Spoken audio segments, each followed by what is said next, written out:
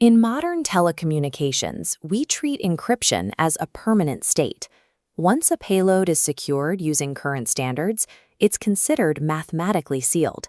Quantum capability forces a recalculation. Encryption is a strictly temporal variable. This timeline illustrates harvest now, decrypt later.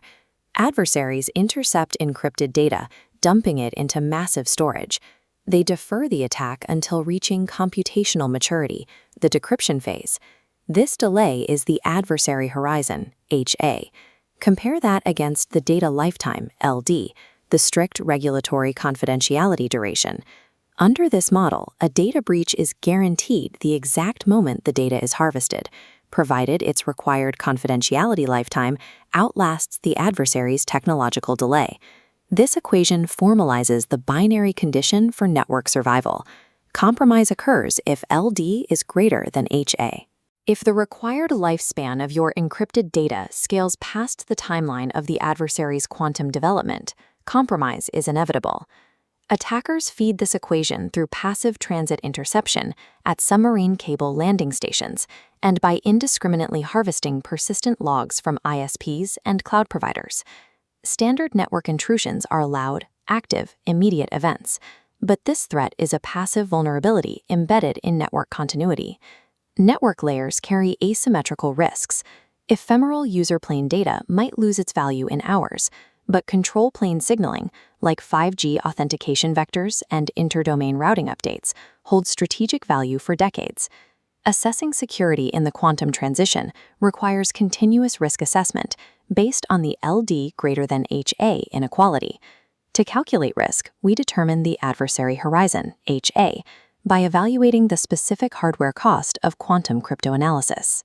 The threat comes from Shor's algorithm, targeting the asymmetric RSA 2048 keys protecting standard TLS handshakes. This equation plots the resources required for Shor's algorithm. Notice the highlighted variable showing polynomial scaling complexity, specifically n cubed. Because the algorithm scales polynomially, doubling the key size from 2048 to 4096 bits provides only a marginal delay. It does not address the underlying fragility of the RSA algorithm itself. Projections place the asymmetric decryption horizon at 19 years. The calculus changes for symmetric standards like AES against Grover's algorithm. This equation governs symmetric cryptoanalysis under Grover's algorithm. Here, the scaling complexity is exponential, driven by 2 to the power of k over 2. Upgrading from AES 128 to AES 256 squares the breaking time, extending post-quantum security margins far past any practical timeframe. The HNDL threat is structurally isolated to asymmetric key exchanges. Our legacy public key infrastructure sets the exact limits of our temporal security. Let's apply that 19-year horizon against operational telecommunication retention policies to map out actual sectoral risk. This graph plots our baseline. The fixed horizontal line represents the 19-year adversary horizon, HA. The financial sector typically retains data for about 1 year for specific transactional details. Because data lifetime is shorter than the adversary's decryption timeline, their HNDL risk is mathematically zero. The calculus shifts for high-retention infrastructure, like enterprise cloud archives. A 15-year cloud archive sits just below the threshold, but health sectors mandate 25-plus years of persistence, piercing the horizon line. State intelligence networks require 35 years of secrecy, extending massively above the threshold.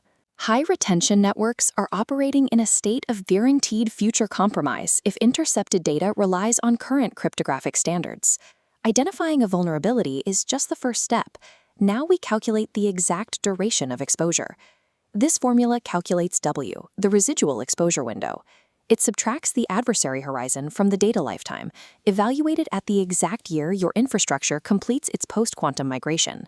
If a health network migrates to post-quantum cryptography today, we evaluate their 25-year data lifetime against the 19-year horizon.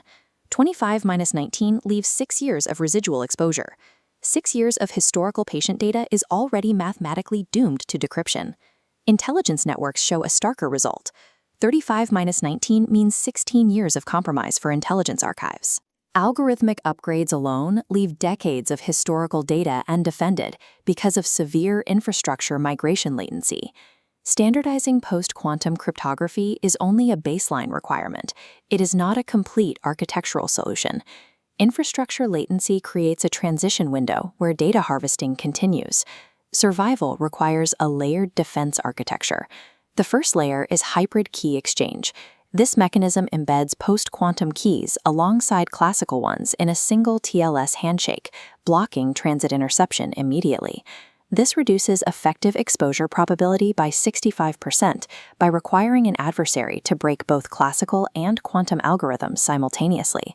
But hybrid exchange cannot remediate ciphertext already harvested and held in archives. Historical archives remain vulnerable. The second essential layer is forward secure lifecycles. This enforces strict periodic key rotation across all stored data. This architecture bounds the risk, clamping the exposure window to a maximum of 1 year. Retrospective compromise is limited to a single lifecycle interval, preventing total archival collapse even if a key is eventually broken. Confidentiality has evolved into a dynamic, horizon-dependent assurance process. Network survival requires executing migration roadmaps before data outlives the math protecting it.